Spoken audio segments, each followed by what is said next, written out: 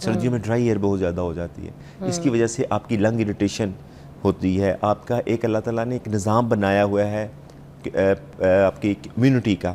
हमारे सांस की नालियों के अंदर छोटे छोटे से बालों की तरह के चीज़ें हैं जिसे हम सीलिया कहते हैं, उनकी मोटिलिटी कम हो जाती है सर्दियों में। अच्छा। तो सर्दियों में मोटिलिटी कम होने की वजह से, क्योंकि जब बलगम वगैरह या कोई चीज़ सिक्रीशंस आती हैं तो वो अल्लाह ताला का निज़ाम ऐसा है कि वो पुश आउट करती हैं, हमारे गंदी सिक्रीशंस अल्लाह ताला हमारी लंग से बाहर निकालता है। तो वो गर्मियों में उसकी मोटिलिटी ज़्यादा होती है एज़ कम्पेयर टू सर्दियाँ। तो इस वजह से भी ये चीज़ें होती हैं जिससे आप कह रही हैं कि इम्यूनिटी कम हो जाती है। ये मतलब जो हम जिसे समझ रहे हैं कि बच्चों को बार बार बुखार हो रहा है ना, हाँ जी। तो हमें लगता है कि बच्चे शायद कमज़ोर हो गए हैं, हम उनको क्या मतलब इम्यूनिटी बढ़ाने के लिए फिर हम क्या कर सकते हैं? देखें, ये मल्टीपल टाइम्स मैं आपके शो में आता रहा हूँ, मैं मल्टीपल टाइम ये बताता रहा हूँ कि इम्यूनिटी जो ताकत बढ़ाने के लिए ना 2 ही चीज़ें हैं। एक तो ये है कि डाइट, न्यूट्रिशन, कि बच्चों की न्यूट्रिशन अच्छी हो, और दूसरी चीज़ है वैक्सीनेशंस। और न्यूट्रिशन के लिहाज से तो मैं मिसकंसेप्शंस बहुत ज़्यादा होती हैं, मैं मल्टीपल टाइम्स बता चुका हूँ कि माओं को चाहिए कि हमारी डाइट की जो बैलेंस डाइट है वो दें। कुछ माएँ दूध पे बहुत ज़्यादा तवज्जो देती हैं, कुछ माएँ बच्चों को बाहर की पैकेट वाली चीज़ें देने से उनको ये ख्याल होता है कि मैं कोई पैकेट वाली चीज़ दूंगी, जो ब्रांड की चीज़ें दूंगी तो इससे ज़्यादा इंग्रेडिएंट्स है इसके अंदर, तो वो बच्चे की ताकत में इजाफा होगा। ऐसा बिल्कुल नहीं होता। एक चीज़ याद रखें, आजकल जो सारी वर्ल्ड है वो ऑर्गेनिक चीज़ों की तरफ आ गया, और तो हम जो ऑर्गेनिक चीज़ों पहले खाते थे, अब हम पैकेट वाली चीज़ों, प्रोसेस चीज़ों की तरफ चले गए। तो ऐसा बिल्कुल ना करें, कोशिश करें कि घर की बनी हुई चीज़ें इस्तेमाल करें। और जो एक अच्छे ख़ानदान हैं या जो अच्छी फैमिलीज़ हैं या जिन्होंने लोग एक्सेसिबल है हर चीज़, तो उनके ख़ानदान में बैलेंस चीज़ें ही बनती हैं, जैसे कि दालें भी बनती हैं, सब्ज़ियाँ भी बनती हैं, गोश्त भी बनता है। तो ये सब चीज़ें बच्चों को दें, और बच्चों को पिकी ईटर ना बनाएं। कुछ बच्चे और माएँ होते हैं जी कि रात को मेरा बच्चा कुछ खा नहीं रहा, या फिर ये आजकल रूटीन लोगों की अक्सर चल रही है कि रात को थोड़ा सा खा लेते हैं बाहर से, बाद में रात को 11-12 बजे उसके बाद कोई पिज़्ज़ा मंगवा लेते हैं, कोई बर्गर मंगवा लेते हैं, कोई फ्राइज़ मंगवा लेते हैं। तो इससे बच्चों की न्यूट्रिशन के साथ साथ बच्चों की हेल्थ बहुत ज़्यादा अफेक्ट हो रही है। तो ये कंट्रोल करना चाहिए इनको। मैं अब देखें कि अमेरिका सबसे अमीर मुल्क है, all over the world control करता है सबको। तो वहाँ की एक है अमेरिकन एकेडमी ऑफ पीडियाट्रिक्स, जो गाइडलाइंस शो करती है, वो बताती है हमें कि जी इस तरह ये रिसर्च वर्क आई है, ये चीज़ें करनी है, इस तरह ट्रीटमेंट करनी है। तो वो रिकमेंडेशंस हैं उनकी कि डोंट ऑप्शंस द बेबीज़, या डोंट ऑप्शन योर सेल्फ, कि अपने आप को ऑप्शंस नहीं देनी है आपने, कि जो चीज़ घर में बनी है वही खानी है। बच्चों को ये ऑप्शन ना दें कि मेरा बेटा ये नहीं खा रहा, मेरी बच्ची ये नहीं खा रही, तो मेरा बेटा मैं ये ला देती हूँ। बिल्कुल ये ऑप्शन नहीं देनी आपको। जो घर में चीज़ बनी है वही खानी है। और ये पहले हमारे घर में होता रहा, ठीक है, पहले शायद आप ये शायद बेहतर समझ सकती हैं। हमारी अम्मी भी यही करती थी, अगर चावल भी देने होते थे तो एक हिस्से में देती थी, कहती थी चावल थोड़े मिलेंगे, उसके बाद एक रोटी खानी है। हाँ जी। या आधी रोटी खा लो, आधे चावल खा लो। चावल भी मॉडरेट में, इतने नहीं कि रोज सुबह शाम चावल ही खिलाती रहे। हाँ। तो हर चीज़ की मिकदार में घर की चीज़ें खिलाती होती थी पहले। आपकी अम्मी भी, सारे जितने सुन रहे हैं ये लोग, यही घर का माहौल था। जी बिल्कुल यही है। कौन सा रात की मिडनाइट डीले आती थी या फास्ट फूड आते थे, कुछ भी नहीं होता था। जी बिल्कुल बिल्कुल सही कह रही हैं।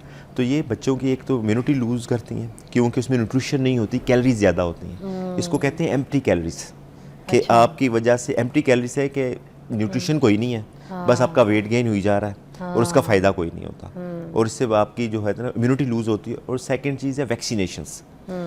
वैक्सीनेशंस के बारे में सॉरी टू से हमारी कम्युनिटी में इतनी ज़्यादा मिसकंसेप्शंस हैं कि जब भी कोई कैंपेन चलती है या जब भी कोई डॉक्टर या इवन कोई प्रोफेशनल कोई आपको बताता है वैक्सीनेशन के बारे में, तो लोग डर जाते हैं कि पता नहीं ये कौन सी वैक्सीनेशन है, और ये क्यों हो रही है, मार्केटिंग कर रहा है, ये क्यों उस तरह की बात कर रही है या कर रहा है। मैं एंटीबायोटिक के बारे में पूछना चाहूँगी कि हम बच्चों को एंटीबायोटिक दे सकते हैं, क्योंकि एक बार कोर्स कराते हैं तो उनका जब खांसी नज़ला ज़ुकाम ख़त्म नहीं होता तो क्या दोबारा दूसरा कोर्स करा सकते हैं?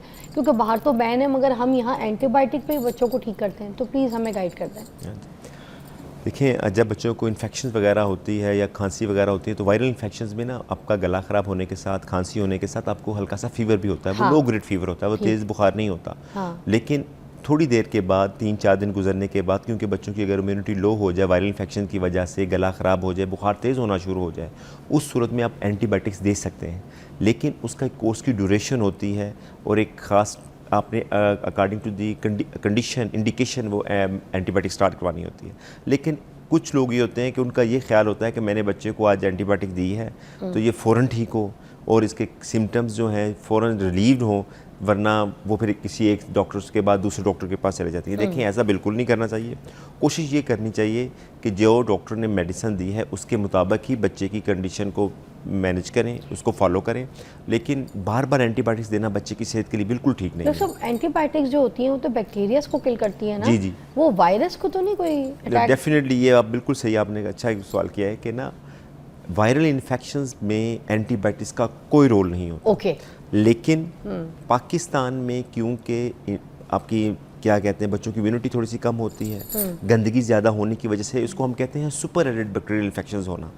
सुपर एडेड बैक्टीरियल इन्फेक्शन ये होता है कि जब इम्यूनिटी लूज होती है तो हमारे जिस्म के अंदर ही कुछ बैक्टीरियाज होते हैं या कम्युनिटी के अंदर कोई ऐसे बैक्टीरियाज होते हैं जो कि एक से दूसरे बंदे को लग जाते हैं, जिसकी वजह से लो ग्रेड बुखार होने के बाद हाई ग्रेड बुखार होना चाहता है, गला ज़्यादा ख़राब होना शुरू हो जाता है, निमोनिया हो सकता है। उस सूरत में आप एंटीबायोटिक्स दे सकते हैं, लेकिन वायरल इन्फेक्शंस की सूरत में आप बिल्कुल ना दें। आप वेट करें और इट विल टेक टाइम। जो वायरल इन्फेक्शंस होती हैं एक ख़ास ड्यूरेशन होती है, वो एक ख़ास ड्यूरेशन के बाद ही ठीक होते हैं। और ख़ास करके मैं यहाँ पे ज़रूर जिक्र करूँगा कि कफ़ बड़ी बॉदरसम होती है पेरेंट्स के लिए। वो कहते हैं जी हमारा बच्चा खांसी किए जा रहा है, ठीक नहीं हो रहा, और जब हमारे पास आते हैं तो 3-3 4-4 सिरप्स ले रहे होते हैं, तो वो फिर भी ठीक नहीं हो रहे होते हैं। तो उनको ये समझाने की ज़रूरत है कि आप थोड़ा सा वेट करें, इट विल टेक टाइम। बच्चों में और बड़ों में थोड़ा सा फ़र्क है ट्रीटमेंट के लिहाज से, कि बड़ों में हम कफ सप्रेशंस दे सकते हैं, ऐसी दवाइयाँ दे सकते हैं जो कि कफ को कंट्रोल कर लेती हैं, रोक लेती हैं, लेकिन बच्चों में नहीं हम दे सकते। तो ये जो नमक वाला पानी होता है, ये नाक से निकलवाना, स्टीम करवाना बच्चों को, क्योंकि जब दवाइयाँ इतनी नहीं देनी तो फिर कुछ ऐसी हर्बल ट्रीटमेंट्स तो होनी चाहिए या घरेलू ट्रीटमेंट तो होनी चाहिए जो बच्चों को नुकसान ना दे।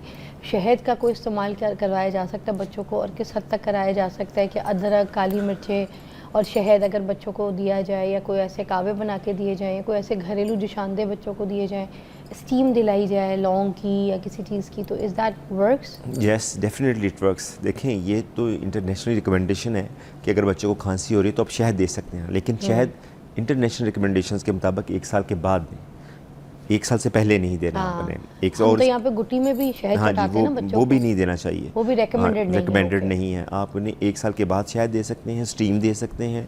बच्चों की हाइड्रेशन मेंटेन करें, बच्चों की जो है इनकी न्यूट्रिशन, फ्रूट्स वगैरह दें, इनको डाइट्स अच्छी दें, ये डेफिनेटली वर्क करती है। सर ये इंजीर का इस्तेमाल बच्चों के लिए हाँ है ना, किसी शेक बना के दे देना बच्चों को, इंजीर का कावा दे देना, ये भी तो चीज़ें बड़ी इम्यूनिटी को स्ट्रॉन्ग कर सकती हैं। सूप दे सकते हैं आप, सूप देने से भी आपके गला में यखनी दे सकते हैं, डेफिनेटली इससे बड़ा फ़र्क पड़ता है और बच्चे की इम्प्रूवमेंट होती है।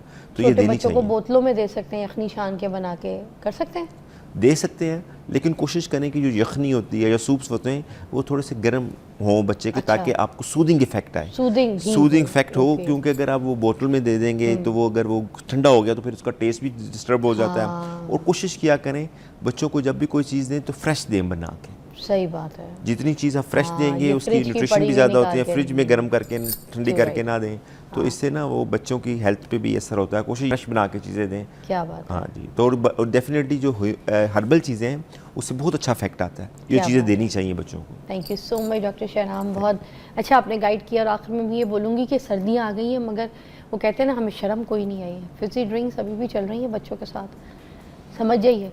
यहाँ पे तो ठंडी चीज़ जो तासीर है, ठंडी तासीर की चीज़ें वो मना कर रहे हैं ना कि आप लोग ठंडी फिजी ड्रिंक्स दे रहे हैं। चाहे गर्म हो ठंडी हो, जहर है मत दें।